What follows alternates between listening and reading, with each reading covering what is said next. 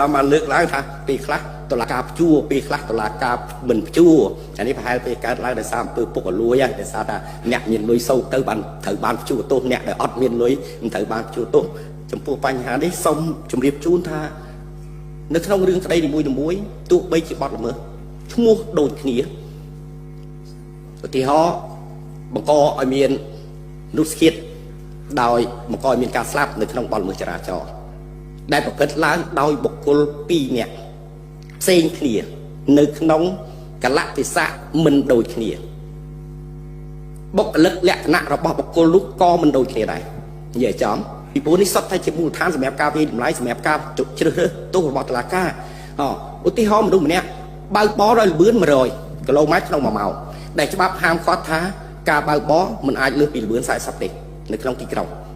ប៉ុន្តែគាត់បើកបរដល់100ហើយគាត់បុកគេស្លាប់រួចគាត់រត់គេចខ្លួនរួចគាត់ប្រឆាំងជាមួយនឹងអាជ្ញាធរដែល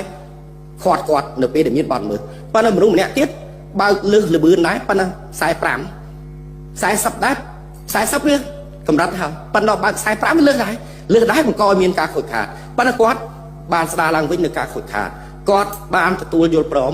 នៅជួសជុលនៅការខូចខាតទាំងអស់ដែលបានកើតឡើងស្ថានភាពគ្រួសារគាត់បែបនេះអញ្ចឹងគេត្រូវពិចារណាទៅលើរឿងមួយ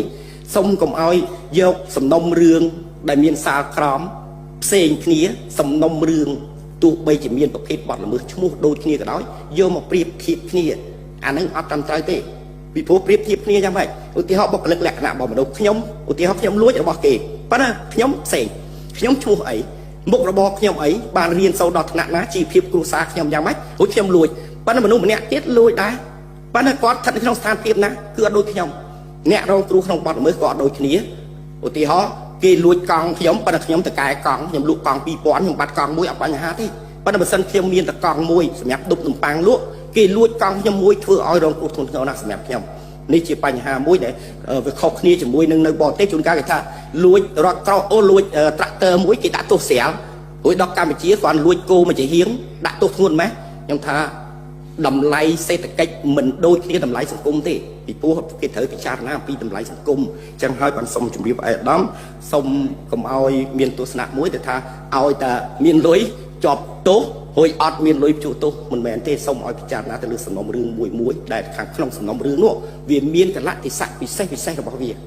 មានកលៈទេសៈពិសេសរបស់វាអញ្ចឹងការជួទោសទោះបីបានធ្វើឬមិនបានធ្វើក៏ដោយប្រកាសក្នុងស្ថានភាពបែបណាត្រូវផ្អែកទៅលើហ្នឹងហើយផ្អែកទៅលើក្របខ័ណ្ឌនៃច្បាប់ពីព្រោះត្រូវតែគោរពនៅគោលការណ៍និច្ចានគោលបាទសូមអរគុណ